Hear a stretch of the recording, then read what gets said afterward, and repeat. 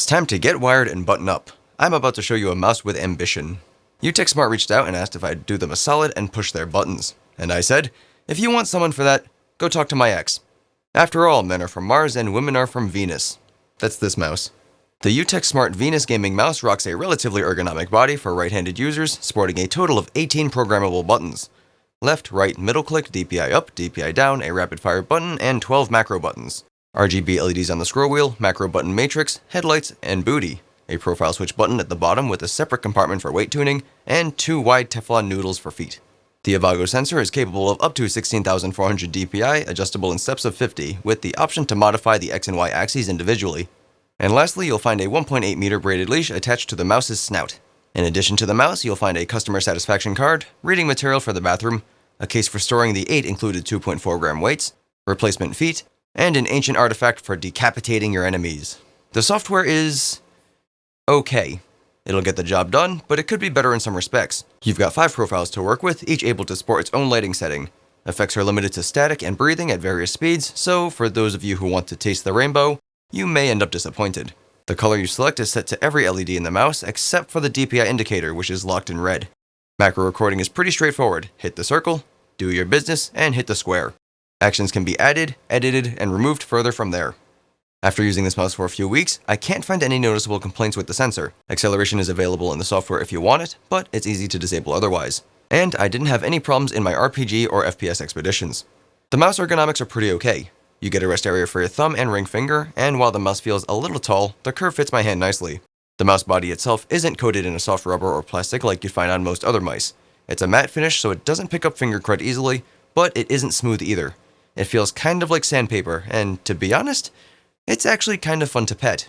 There's a gloss section in the middle where your palm would rest, and I suppose if there's anywhere to put gloss, that would be it. Unless your palms are sweaty, knees weak, arms are heavy. My hands are fairly average, I think, and as a palm gripper, this makes hitting the first 6 macro buttons pretty easy, but anything beyond that may require some adjustment. Switching over to the claw, I find myself in the opposite situation, though this is dependent on your grip and your hand size. That being said, my fingertips come right to the edge of the left and right click, making this mouse a great size for me, but if your hands are a bit larger, you may find yourself with some overhang. The arm-on switches in the left and right click are nice and tactile, as well as the middle click. But the scroll wheel itself has soft scrolling steps, and the macro buttons feature a soft bump click that's quiet as a mouse. So that may or may not align with your preferences.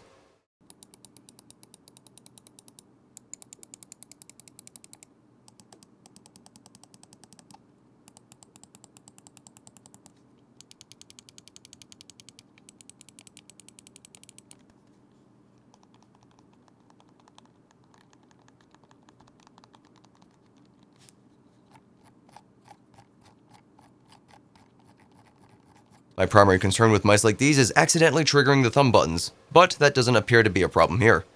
They don't require a lot of force, but due to their angles, shape, and weight of the mouse, I haven't experienced any premature misfires. In my usage, the mouse has been pretty competent, and it only comes in at about $40 US. That being said, where else does it fall short? The ergonomics are fine for the most part, though the thumb rest doesn't actually do it for me. Mice like the G502 or the Corsair Glaive sport a subtle curve to catch the thumb, but this one's got a bit of a harsh angle, and it's a tad short. My thumb ends up hanging off the side a little, and feeling the thumb rest just drop off can be a little bit distracting. I'm all for living life on the edge, but this isn't quite what I had in mind. The software looks a little bit dated. Selecting your mouse's color is easy enough, with preset values, but if you want to fine-tune it, your only option here is to punch in hex codes or eyeball it. For the macros, you can't record standard mouse clicks, mouse movements, or the scroll wheel. You can add left, right, and middle click in manually using the mouse action button towards the bottom, but that's just more time in the software and less time decapitating your enemies. Another addition I'd like to see is the ability to delete multiple actions at once without deleting the entire macro.